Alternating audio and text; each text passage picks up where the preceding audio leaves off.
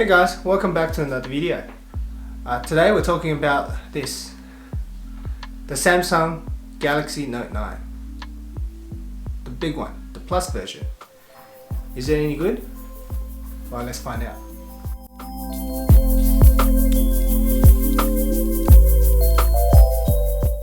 Okay, so I have here both the Samsung Galaxy Note 9 and the Note 9 and the Note 10 Plus.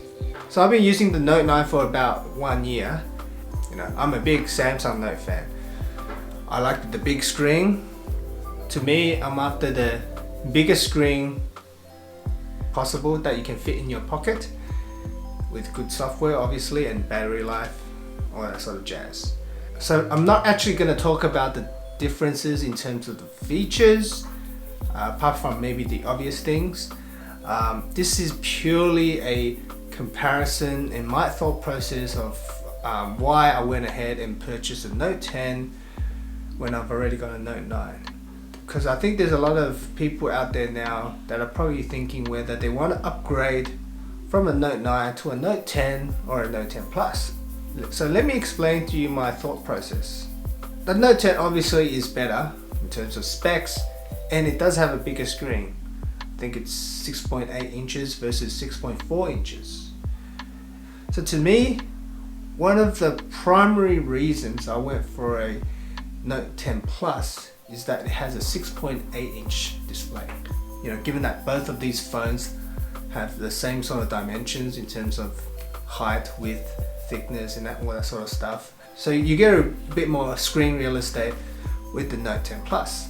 However though, it does have a little hole punch there.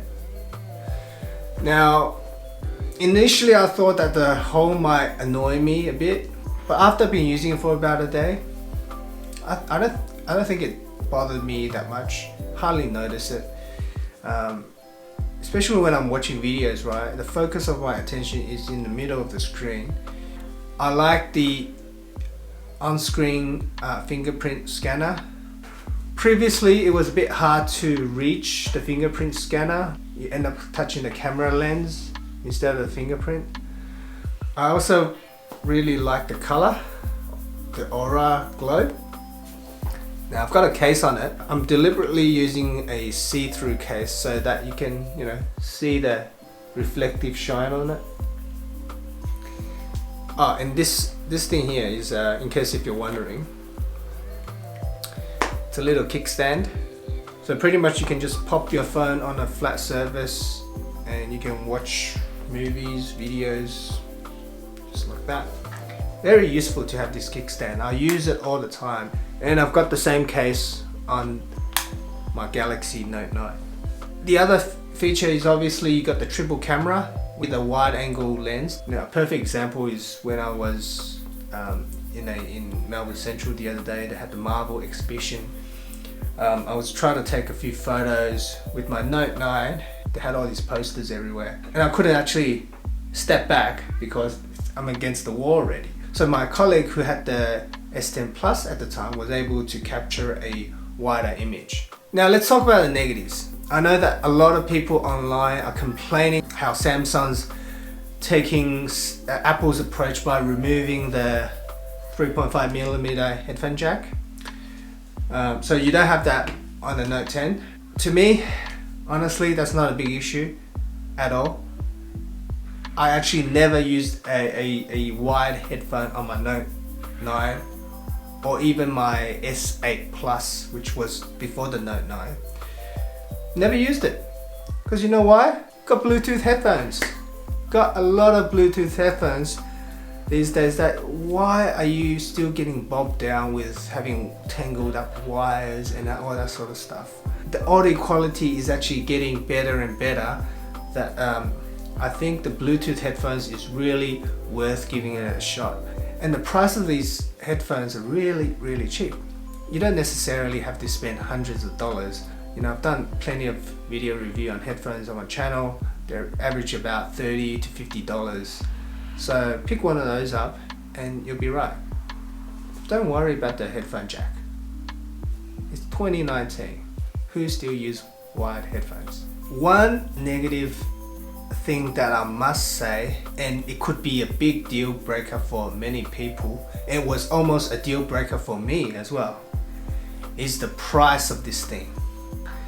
Alright, this is not the 5G version, this is the 256 Note 10 Plus, which retails for 1,699 Australian dollars retail price. That's insane prices. You can get a laptop, a well-spec'd PC, even an entry-level Mac for that kind of price. Why did I buy it then? Well, JB Hi-Fi has a deal that I pretty much can't refuse. And by the way, I'm not getting paid to say any of this. So $9.99 for the phone up front. Alright, still a hefty amount, but hear me out. And then you get on the $65 per month plan with 60 gigs of data over 12 months. So compare that with what I'm paying now for the Note 9, no upfront fee, but I need to pay $105 for the next 12 months.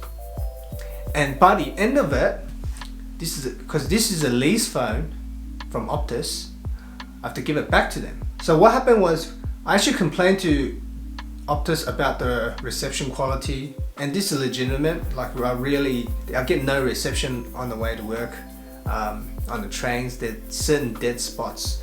Complained to them. They said, look, okay, we're willing to cancel your contract, waive the cancellation fee, just return the phone back to us. And this is what I'm actually doing. So I'm gonna return this, and therefore I went and bought this. I think under normal circumstances, I wouldn't gone out and purchased this at retail price, and that I'm also going to be traveling overseas in the next 2-3 weeks. You know, the GST back from this, minus the tax return, all that sort of stuff. I'm out of pocket an extra $350. It's a no-brainer. Maybe when Note 11 comes out, I can sell this definitely for more than $350. So anyway, thanks for watching.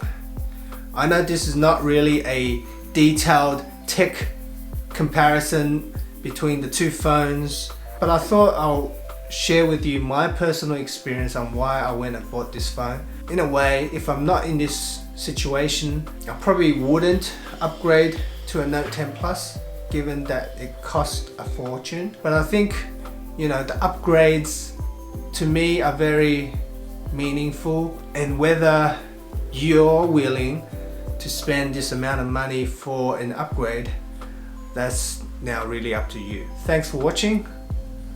I'll see you next time.